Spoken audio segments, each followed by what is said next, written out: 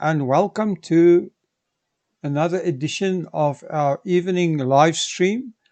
Yeah, things are hotting up. Everybody's waiting for 12 o'clock, 5 hours until we go to level 2 of the lockdown, which means we can light a cigarette and we can drink a glass of wine tomorrow. Well, we can go buy wine tomorrow and we can go buy cigarettes tomorrow. But I hear there's lots of people that are planning parties for tonight at midnight. So I'd love to hear what you guys are planning. If you're planning a midnight party, please tell us about it in the group. If you are drinking something, please share what you're drinking so that we can see. And yes, thank you again to everyone in the group that helped raise awareness. The South African alcohol ban is lifted. But like I said before, it's a time to celebrate, but not a time to be complacent. Um, So, our wine industry is still going to have tough times for months, probably years to come. So, we still ask everybody to support the South African wine industry as much as they can. Before I go on with the announcements, I just want to say a big thank you to our sponsor of tonight's live stream, the Fishwives Club Boutique Winery. I like the quote that I have here that says, when addressing the majority of wine consumers, remember it's Mrs., not Mr.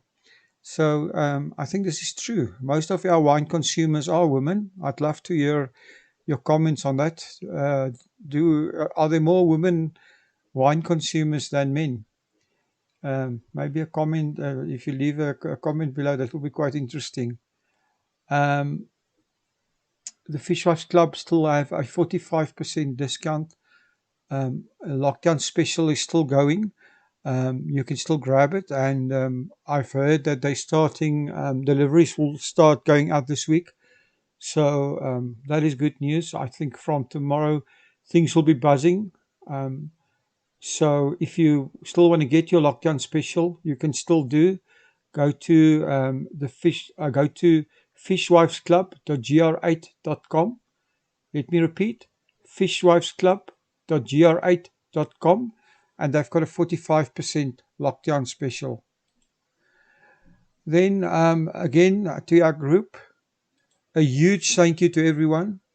We are over 52,000 people now, and this group is growing by leaps and bounds. More and more people are joining, and it's amazing how you guys are supporting the South African wine industry, for which we are very, very thankful. Like I said tonight, if you're going to have a glass of wine, send us a picture. If you're going to the bottle store, to Tops tomorrow, or you're going to a wine farm, take your camera with you. Send a picture into our group. We'd love to see you buy your first bottle of wine tomorrow. That's going to be quite interesting. And then for our Winelands businesses, I know a lot of people are looking for places to buy wine online in South Africa, but also overseas. We are made an extensive list, and you can find this list at bit.ly/find SA wine. And if you're if you're in the wine business, if you're a wine merchant or a wine estate or wine producer, you can list your business for free. Doesn't cost you a penny. That URL again, bit.ly/find SA wine. Then the other exciting thing is that our upcoming social media training. Erica Taylor from Uncorkified, social media expert, is doing a 1 hour social media training on Wednesday morning from 10 to 11. Social Media 101. If you're in the wine business, if you've got any business and you're interested to learn more about social media, this is totally free. Go to socialmedia101.gr8.com, or just go to the description below this video and you'll see the link there. We are, it's going to be such a great training by Erica. I can't wait for it to start, and we are really blessed that she's giving up her valuable time to give us some free training. Then after the announcements, we are going to play two featured podcasts for tonight. Um, just on the podcast, I want to say something. Um, if there's any Winelands business, a wine producer, a restaurant, anybody in the Winelands that wants to be on your podcast, contact us. Send us a email to visitthewinelands@gmail.com. We are always looking for interesting people to interview, and it's a great way to get some exposure for your business. Also, if you're having a special, if your guest house is opening currently, or you are planning a special at your restaurant, or you've got a wine special or a wine pairing special. I haven't seen any wine pairings come out.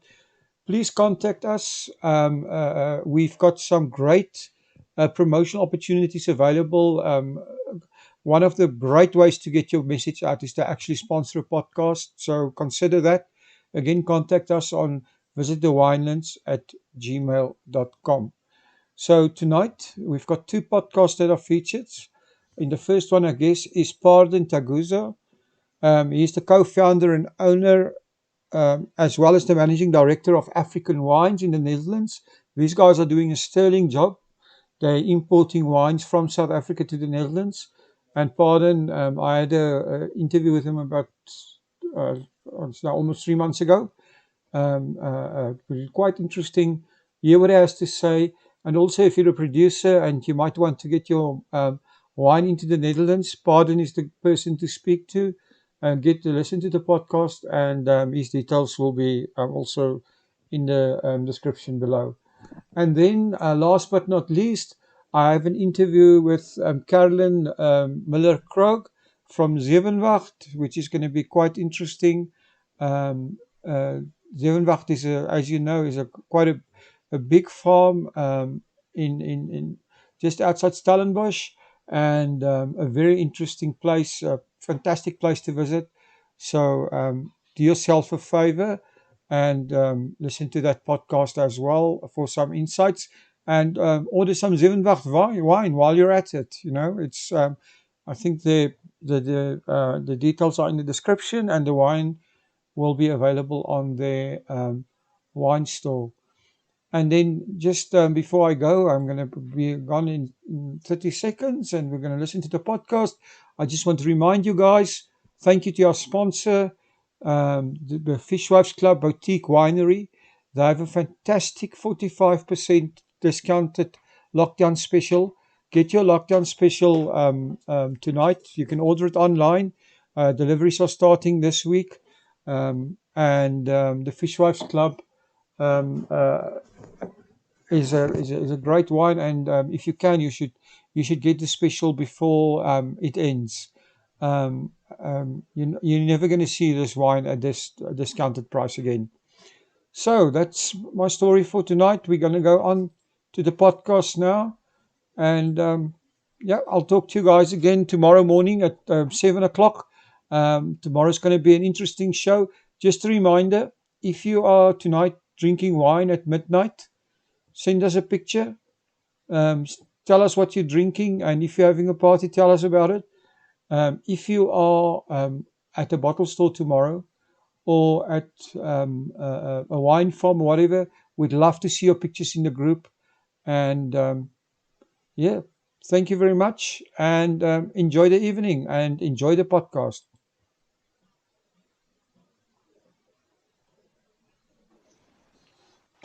Welcome to About the Winelands. In this show, we will be chatting to influencers and leaders in the wine industry, winemakers, restaurants, and other businesses. Tune in every Wednesday and Friday for our latest episodes. You will find us on YouTube, Spotify, Google Podcast, and Apple Podcast.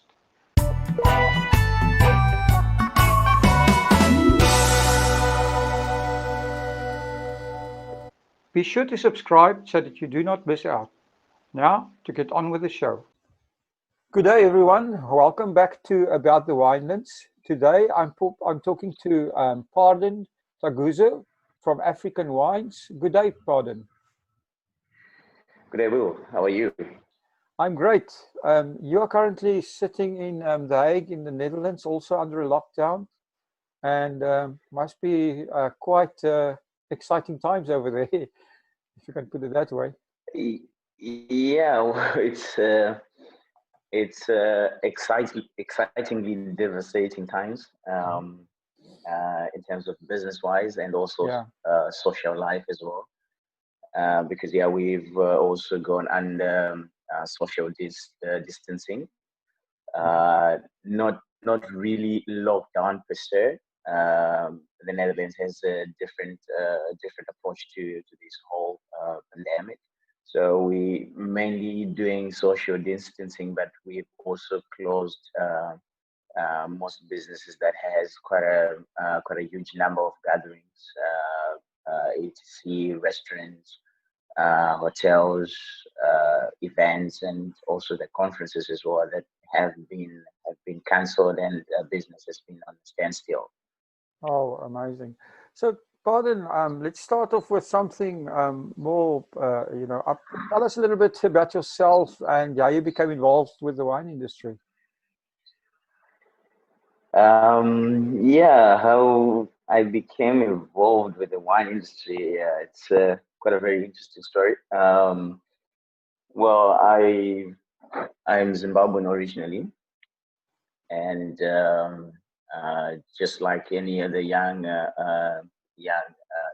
Zimbabwean, during the time when things were not going really well, the economy was actually taking a huge knock in Zimbabwe. Decided to visit the Cape where my sister was actually based. Um, yeah, and when I got to the Cape, it was actually in 2010, um, and I happened to just work at a hotel as a runner, and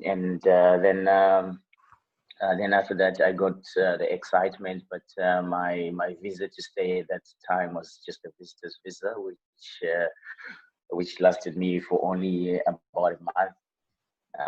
And after that, I had to go back. I had to go back home. So when I got back home, I started thinking about this short experience which I had. Obviously, coming uh, from from from a background that I'm quite very active in social scenes. I like to socialize with people, and that small duration of time when I was actually working at the Royal Hotel for those 3 weeks uh, gave me a different perception to the world, that I can still engage in people doing what I like to do and still earn money out of it.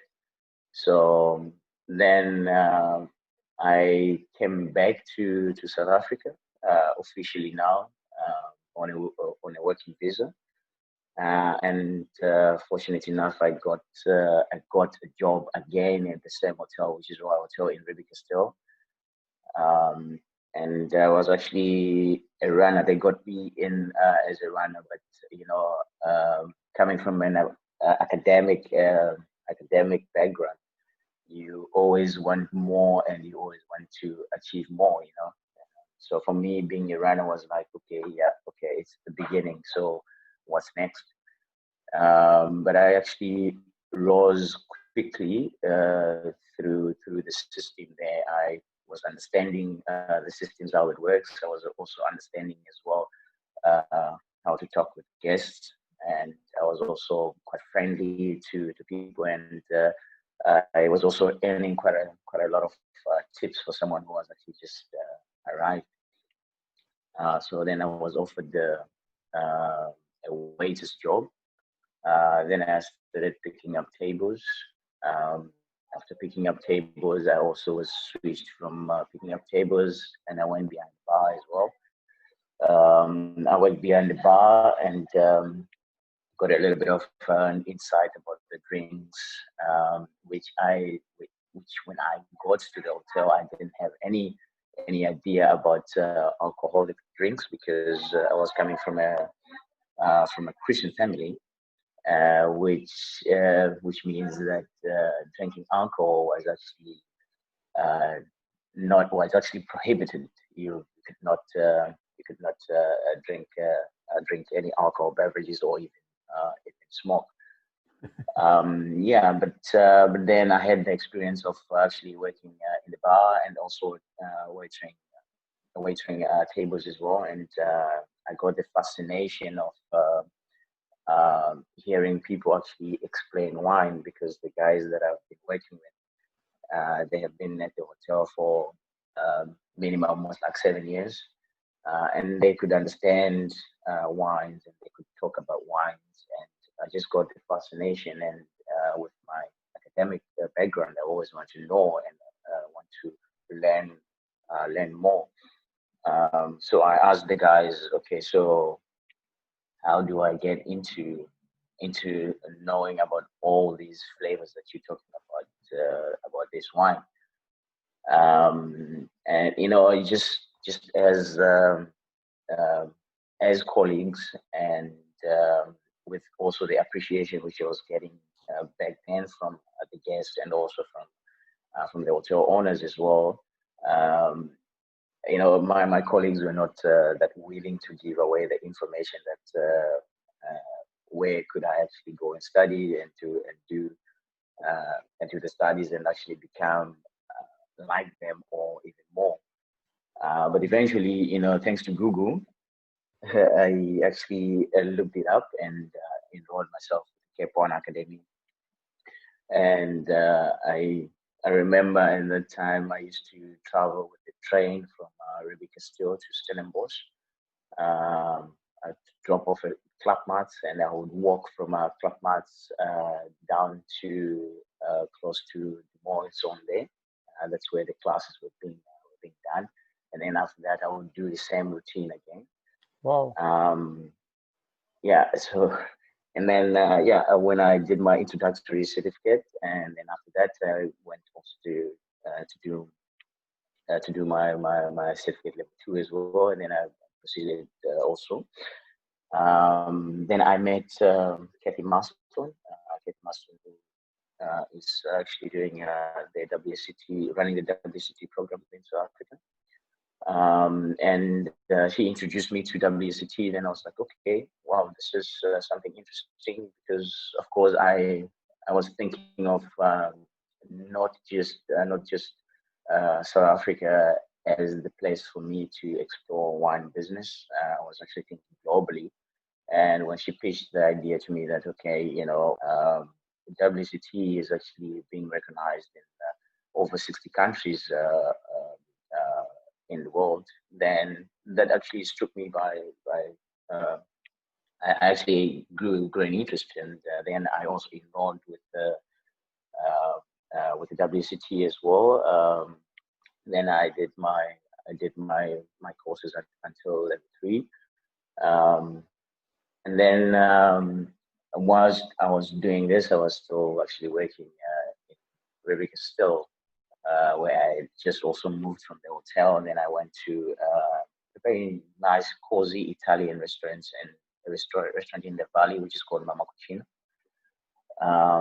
Then I started off there, building my first wine list. I started off a wine program there. And I also started off some food and wine pairings as well for that restaurant. Thankfully to Kuni and Johan, they actually trusted me at that time to actually take care of that part. But yeah, and I was never meant to stay at one place, which also my bosses then, Kuni and Johan, were very very they were very open about me that, if we know you're actually pursuing a career in wine, if you have anything opening, please do take it. We don't want to hold you. We don't want to hold you to the same position. If you want to grow, you have to grow. So yeah, fortunate enough, I also got an offer from our Aubergine restaurant, which is in Cape Town, where I then started working there as an assistant sommelier. And also I was now exposed to more more wines. We used to run a wine list. We shared about 650 listings on the list, and we had a very huge seller of about 17,500 bottles, which is probably the best seller in the Western Cape.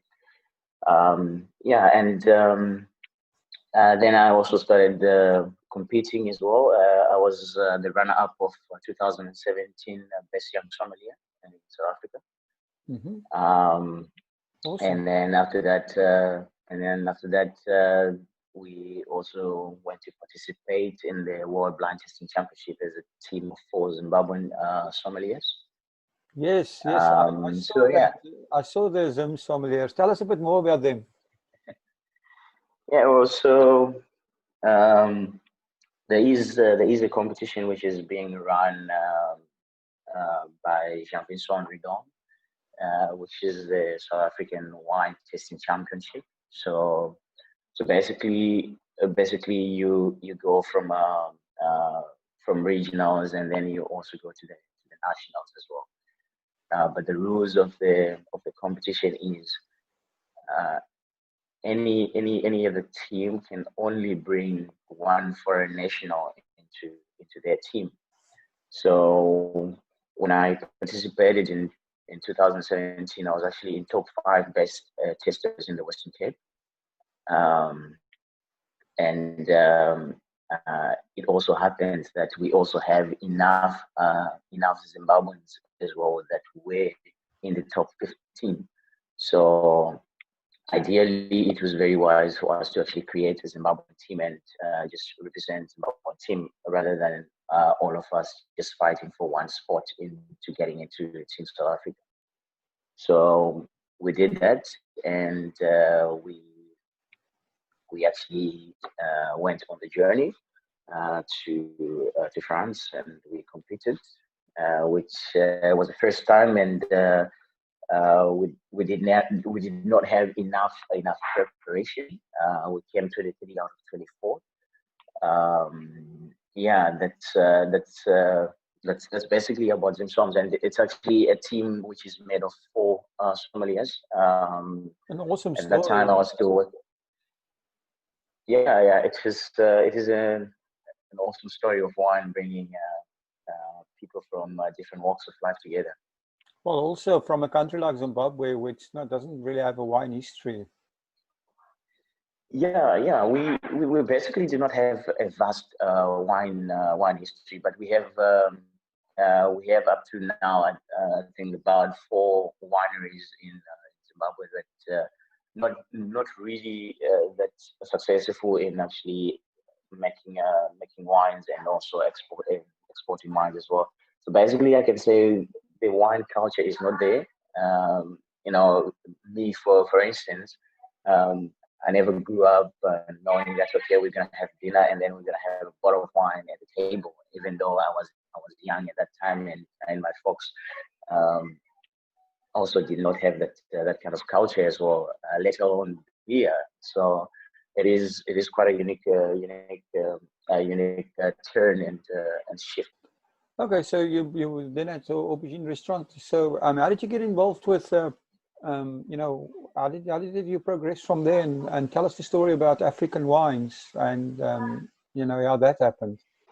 Yeah, well, African wines was actually an idea which was birthed. It was like 2.5 years ago.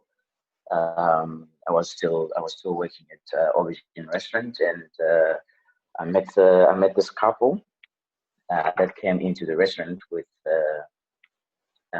their two sons. It was actually most arguably the fastest table I had to serve. When you go out as a family, you really want to relax. You want to enjoy your meal, and you want to make the most time of it, especially when you're on holiday. So this couple came in, and they were actually sitting upstairs. and I was called by one waiter that they needed somebody's assistance. So I went there and I greeted them, and they told me that what we would like to have a nice bottle of red wine from South Africa, and they were all having a springbok. And at that time, I was actually thinking, okay, this is actually a traveling family. Obviously, they're not here to blow the budget. They want something which is quite comfortable with the budget, but also delivers as well with their meal.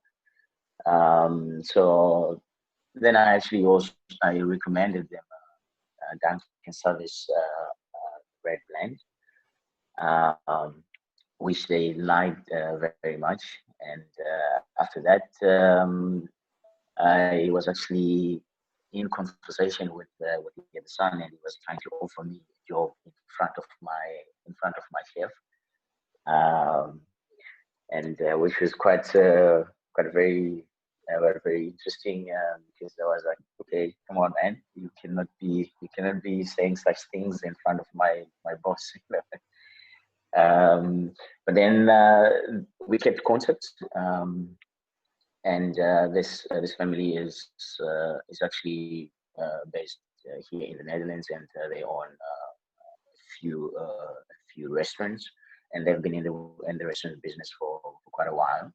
And um, so we kept on talking and talking, and prior to that, when we were about to go for the blind testing championship, which Janssen Robinson had helped us to actually do a crowdfunding. They were also the major donors of the crowdfunding for us to go to France.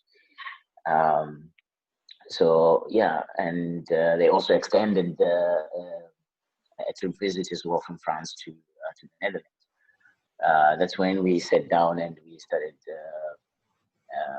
talking what could be best, what could we do together, what projects should we do.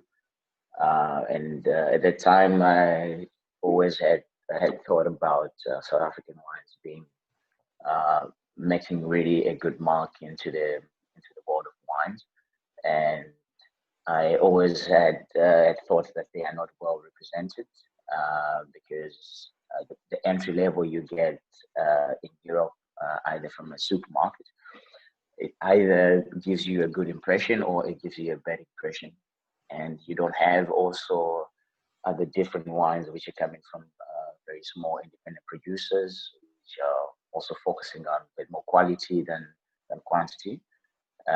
It's either you were getting a very entry level wine, or you get a premium wine which is super expensive.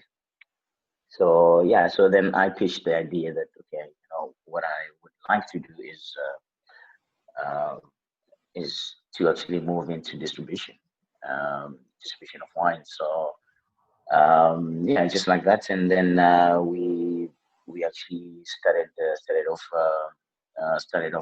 African wines, where I had to build up a portfolio of wineries from the Cape, but literally from very small independent producers, and from producers that are also involved in social responsibility of their communities as well, and also giving back to the community, and also aware of the dangers of what the world and the plants are in as well.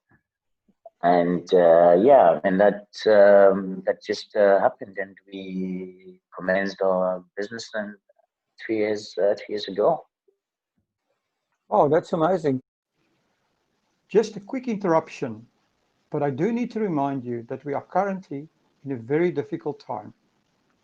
The South African government has set up a fund where businesses and individuals can donate to support our country through this crisis. Go to the website now and add your small donation: www.solidarityfund.co.za. Please join us all in the fight against COVID-19. That is at www.solidarityfund.co.za. www.solidarityfund.co.za. Now, let's get on with the show. So, are you guys only selling in the Netherlands? No. It's thanks to the EU, you have quite a very good free movement. Currently, we are selling in Belgium. We're selling in Austria. We also selling in London as well. A little bit of that, and we're also selling now in South America as well, and we also selling in Germany as well. Oh, that's amazing. So, Paulin, I see that I've noticed that you import from all over South Africa. How do you choose your wine? I mean, building a portfolio is from all over South Africa is quite a job. Yeah, it's quite a job, man. So, so basically, like I told you, the fundamental principles of building this portfolio, which my business partner also was very keen in that Belinda and Damiano Dialga was mainly given back to the community, and which is what is also lacking um, in the wine business here in Europe. So basically, we wanted to gather around wineries that do social responsibilities, uh, wines that are being made from the wineries that are disadvantaged because they do not probably have the budgets to bring out their wines out, and wineries that also have really good wine that also counts, but also really good story as well, because everyone now is moving away from the norm of talking about the political jargon of the acidity, the tannins. People want to hear what's going to make them feel good if they purchase this bottle of wine. What is it going to change in someone's life if they purchase that bottle of wine? So that was like the fundamental principles where we were building the portfolio from.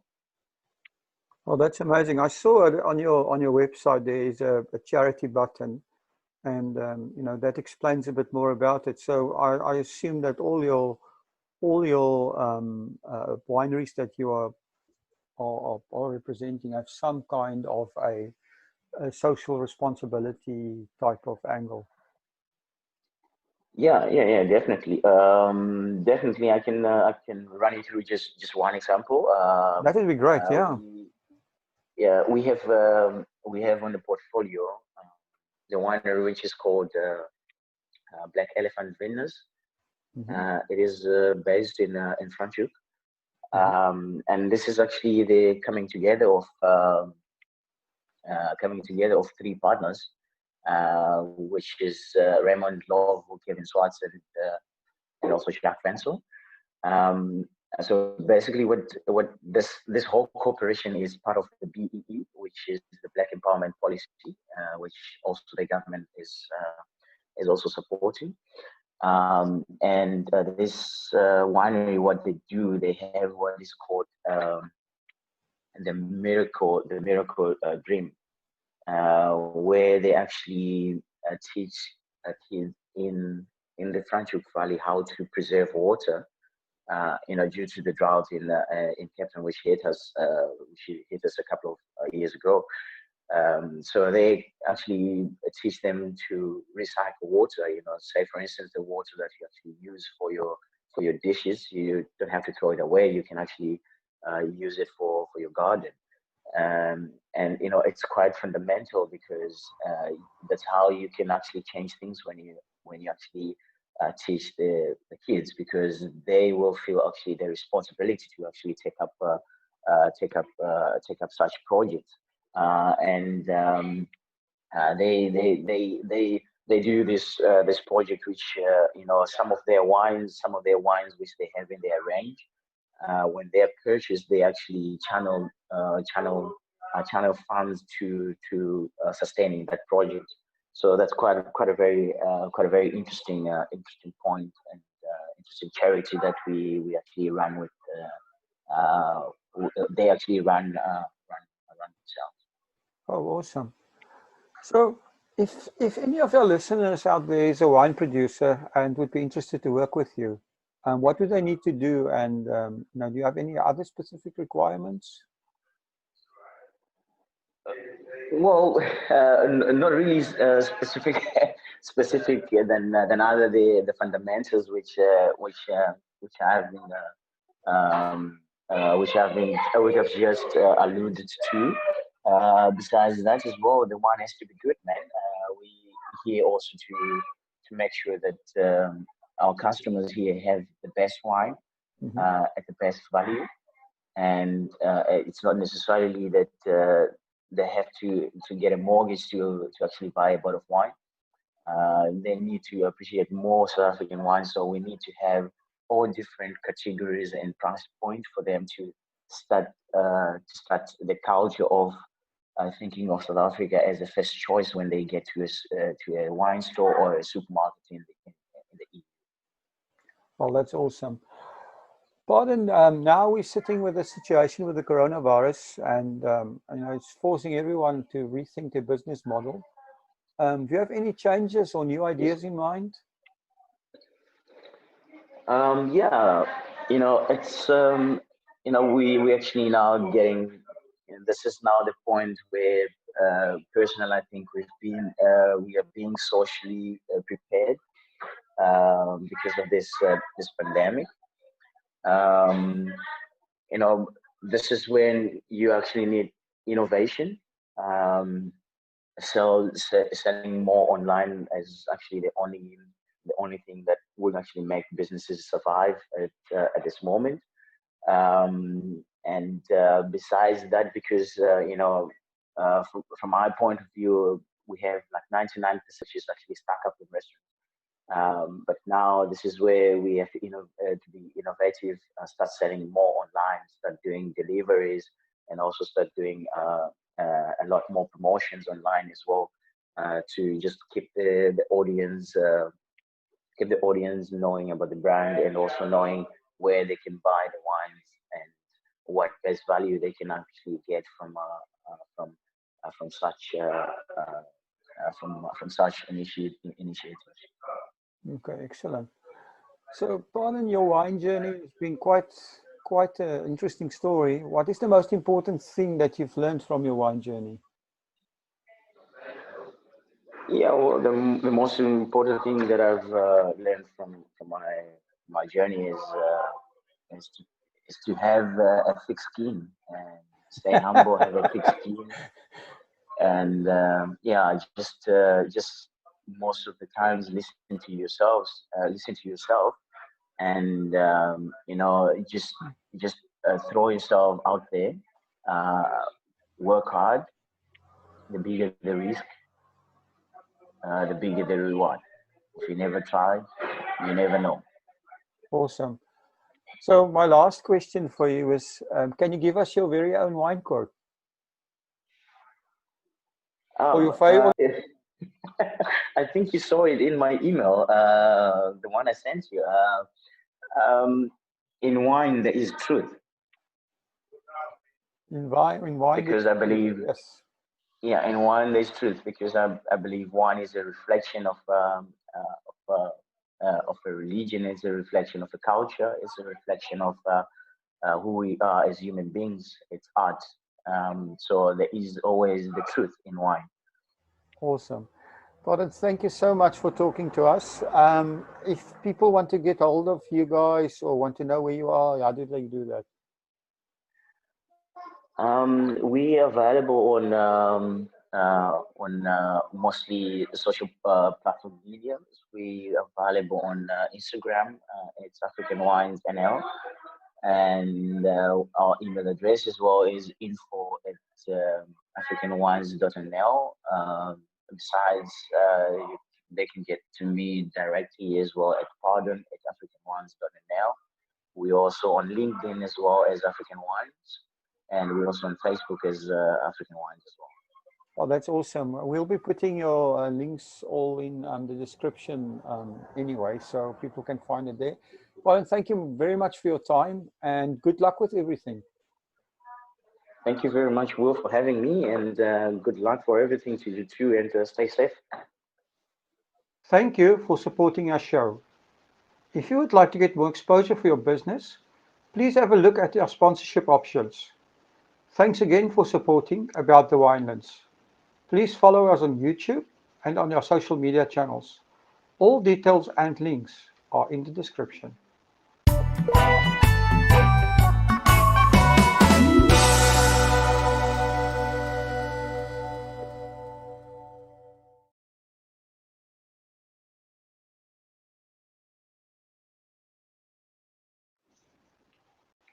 Welcome to About the Winelands. In this show, we will be chatting to influencers and leaders in the wine industry, winemakers, restaurants, and other businesses. Tune in every Wednesday and Friday for our latest episodes. You will find us on YouTube, Spotify, Google Podcast, and Apple Podcast.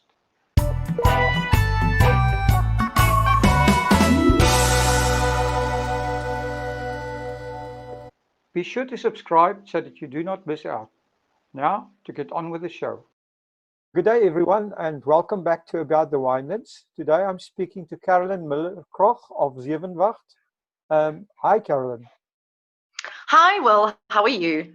I'm great, thank you. Enjoying the time to be able to chat to lots of people, using the time productively yourself. Absolutely. Yeah, no, it's been good. I've spent some precious time with my daughter. I travel a lot, so this has been a time to catch up and just have some good family times. But it's been good, and obviously having a little bit of wine on the side helps too. That's always awesome when working for a wine business, right? Yes. Tell us a bit about yourself and how you became involved with the wine industry. Well, currently I'm the National Sales Manager for Zevenwacht Wine Estate. I've been in the industry now for going on 21 years. I think the wine industry almost found me by coincidence. When I was studying, I decided to work at Constantia Wine Estate, just as a sideline job while I was studying.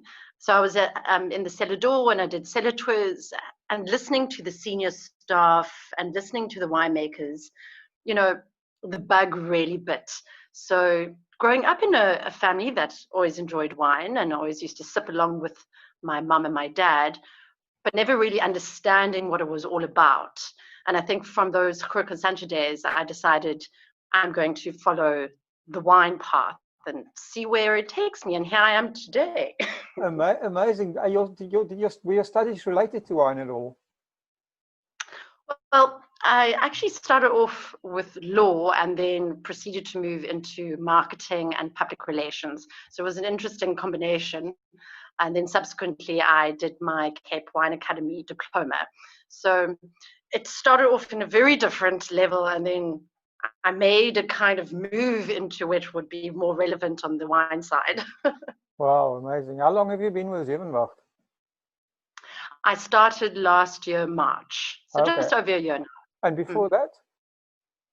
Before that, I was at Thelema Mountain Vineyards, and then I was at Distel, Kleine Zelze, Steenberg, Glencarlu. So some really amazing names that I can, add to my CV. Oh, that's amazing. So Zevenwacht itself, can you tell us a little bit more about the history of Zevenwacht? Yes, of course. Zevenwacht actually has a wonderful history, steeped in a lot of interesting tradition. And the property itself has always been on the farming side. And then probably in about, I think it was about 1903, they discovered cassiterite, which is the raw ore that is made into tin. So the mine was basically built. So there's still the original winch and boiler on the farm today, and we actually still have the shafts on the farm, hence why one of our tiers is called the tin mine range. And then that ended probably just before World War One, and it went back into farming. Then in about 1992, Harold and Denise Johnson bought the farm as a going concern. So it was already planted out to vineyards. But what Harold and Denise then decided to do is upgrade the entire facility. So there was a lot of vineyards that were pulled out and replanted. So effort was put into understanding our true terroir and what really suits our farm. We're in a wonderfully unique position. So, and we're very much driven towards a Sauvignon Blanc because of where we are situated. And that went right through to the vinicultural side too, and looking at the cellar and seeing, best practices. So that's a bit of background on who we are. So Zevenwacht actually is a Dutch word, and it means 7 expectations. 7 expectations, right? Talking about expectations, what can the guest expect or experience when visiting your estate? So we are very fortunate to have a beautifully sized estate. And there's so much that you can do on it. For those who haven't been to Zevenwacht, I think to drive in through those gates, and the first thing you see is just beautiful vineyards, and you drive down this oak-lined road, and that will give you of what to expect. So we see ourselves as a lifestyle estate, and we encourage people to visit our farm, not just to taste wine, but come and jog on the farm. And we've got mountain bike courses. There's a 4x4 course, which the 4x4 club manages. Just simply enjoying our conservancy and and nature itself. And then over and above that, we obviously have our wine tasting center. So, and there are different choices that you can to choose to enjoy our wine. So whether it's a cheese and wine pairing, whether it's a chocolate and wine pairing, or it's simply you just choosing which wines you would like to taste. We also have a restaurant, and part of that restaurant is our picnic area. So our restaurant is very much towards South African style cooking with a nice twist.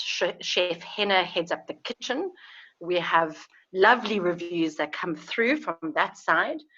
We obviously then also have our country inn. There's 13 rooms in total.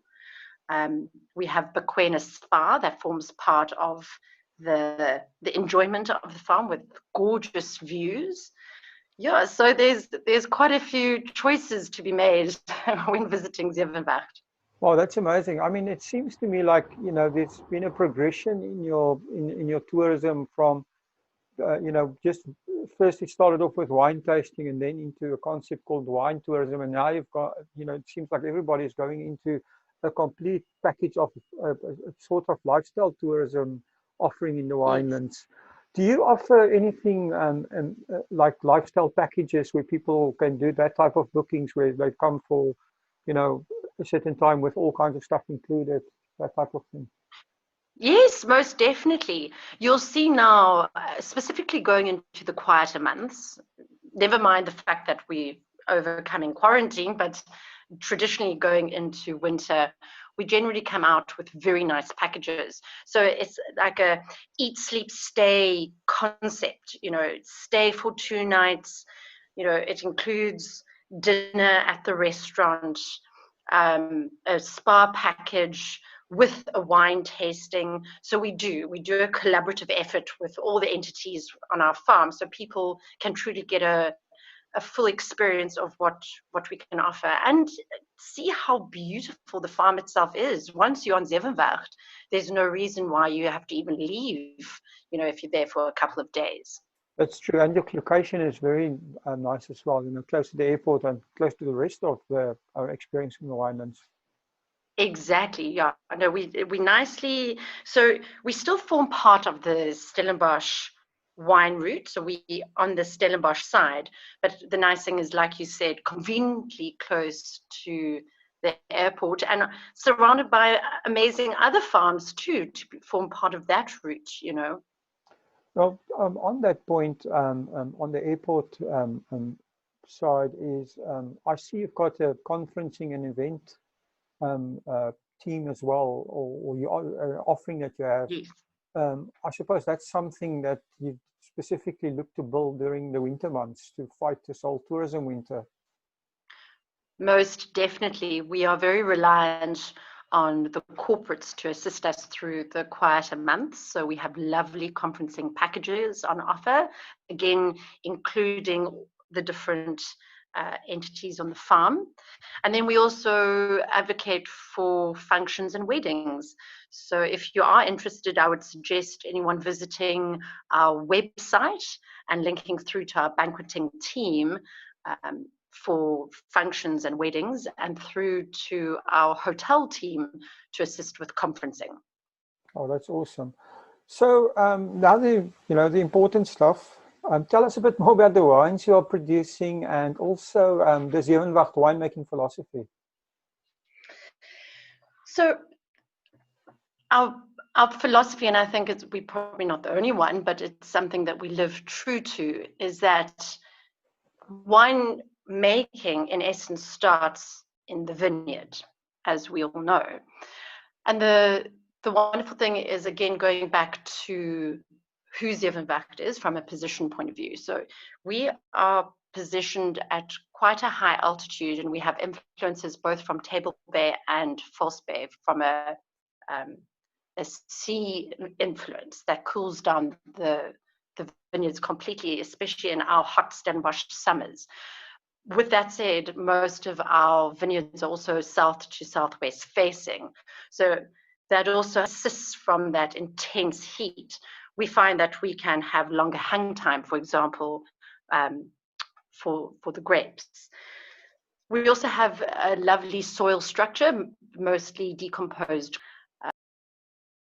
Like I said, we focus, our biggest planted to vine is our Sauvignon Blanc.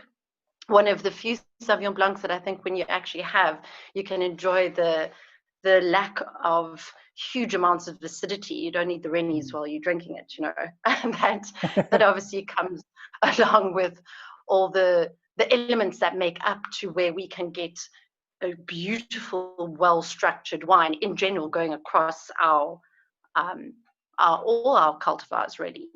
So Haugen Viljoen is our cellar master, and he's been with us now just over about 1.5 years. And he very much loves focusing on, because of where we are again, on the Rhone cultivars, specifically our Syrah. And then also we have an old vine Chenin Blanc on our farm. So that's become a large focus of ours too.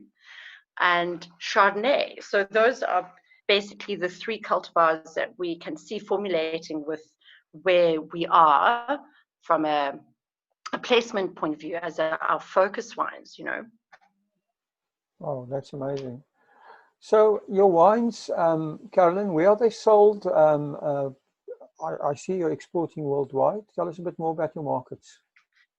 We are. So luckily for Zevenwacht, one of the great advantages of working with this brand, we have 4 different tiers to the wine. So we have from our Z collection range, which is our top tier, right through to our lifestyle range, which is our sevens range. And with that, and obviously a few in between, like our tin mine and our estate. So with that said, it's so great to be able to target different markets with the different tiers. The majority of our market sits in our own backyard. We have a huge national presence, of which the majority of that sits in Cape Town. And then, yes, we have a global stance as well. Our biggest markets are Belgium, Netherlands, Germany, UK. And with that said, you know, we are spreading as much as possible. So yes, we are in America, we're in Canada, we're working on towards getting into Asia, and I am personally working on spreading our wings throughout Africa too, because what we've seen is that there is a larger request for well-priced premium South African wines in other African countries. So that's one of our biggest 2020 projects. That's very, very interesting. Just a quick interruption, but I do need to remind you that we are currently in a very difficult time. The South African government has set up a fund where businesses and individuals can donate to support our country through this crisis. Go to the website now and add your small donation. www.solidarityfund.co.za. Please join us all in the fight against COVID-19. That is at www.solidarityfund.co.za. Now, let's get on with the show. With the local market, I assume that that is going to be, especially with the current situation, that's going to be extremely important when things get back to normal. Are you doing anything specific?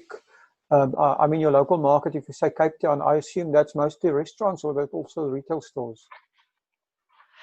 Yeah, I think that whole question of what is the new normal is a very interesting one, and it's a big concern across the entire industry. You know, the restaurant and hotel industry is so closely aligned to the wine industry, and I'm on quite a few different chat groups, and it's very interesting to see what people want to do from an initiative point of view. So yes, there are going to be huge amounts of changes. To be honest with you, I think for at least the rest of 2020, people are going to be very aware of the fact of remaining with the whole social distancing, staying more to themselves, keeping at home. So from an off-con perspective, so from a retailer perspective, and an online sales perspective for home deliveries. So, for example, we've just started our own online wine shop from Zevenwacht. That is advantageous for us. That we can see huge growths forthcoming after quarantine. But on the other hand, sadly, the restaurants and hotels are really going to suffer. So collectively, we've been sitting together as an industry and coming up with initiatives that we can put forward and assist. And what do? We have to reach the consumer, assist with them coming into a restaurant, be aware that obviously, again, tables will have to be far apart. There's going to be huge amounts of sanitization going on. There's going to be less people being able to sit in a restaurant. How can we help them? Is it from a discount structure? Is it from getting an initiative to assist with a group funding? So yeah, there's a lot under discussion. What is viable and what isn't, time will tell. But we will be in this together, and we stand together. Well, I mean, that's the message I get from everybody I'm talking to in the industry. Everybody's working together and rethinking basically their business model. Is there anything else that you have in mind? I mean, of course, wine sales is one aspect of your business.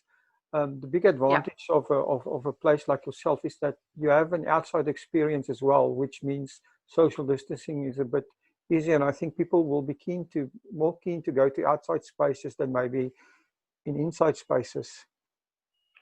Definitely. So again, it's a bit of a tough time, with us going into cooler weather. For those who are, prepared to carry on running through the wine farm. Every day when I arrive at the farm, it's so wonderful to see groups of people arriving to do the jog around the farm or the mountain biking trails and stuff. So obviously that will still remain open. And, from a health perspective, it's wonderful to be able to get out there once we have all been, feels like, the four walls, clawing down the four walls, getting some fresh air and exercise. But we will have to maintain, as much as we see ourselves as a wine brand, we also have a restaurant and a hotel on a farm too. Yeah. So we kind of have a foot on both sides. So we will have to look at different ways of encouraging people to enjoy our facilities, but being aware of, what, like I said before, the new normal is going to be.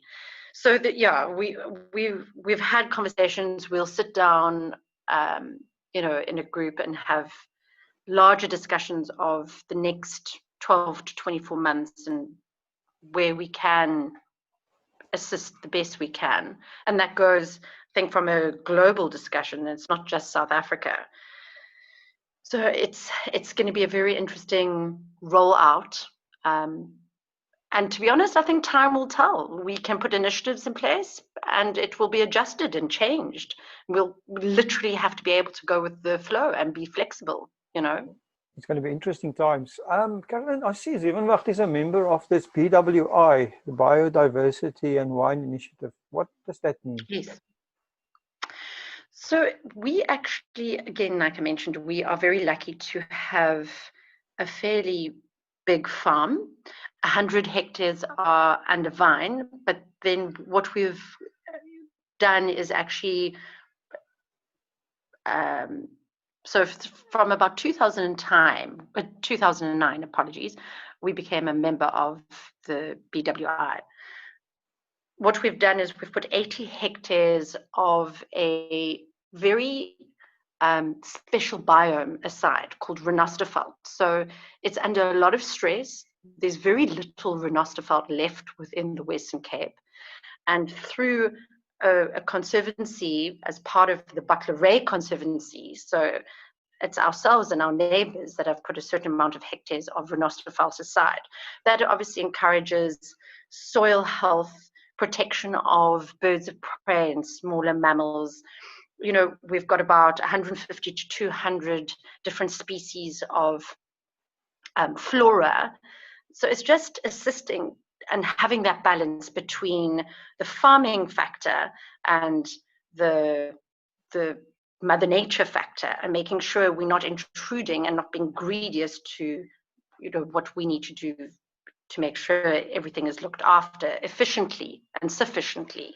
And it's also about farming methods, ensure that we're not using anything that's going to affect the natural flora and fauna, and just be careful how we manage what we do use in the vineyards and so on and so forth. So keep it as natural as possible. Well, I think this is a growing trend worldwide, and especially your new markets, your millennials, your new, they are, seems to me, yes, they're more interested in this type of thing than in the old, traditional wine history and that type of stuff. Completely agree. And it's quite interesting when you speak to the Nordic countries. One of the first questions is around, the conservancy and how we protect our farms and how we look after, flora and fauna, going through into how our people are looked after too. And the other question is whether we're vegan as well. So those are two very definite trends coming out. And we can happily say we are now vegan. We're offering vegan wines. We've walked away from all animal products within the winemaking process. I was wondering about that.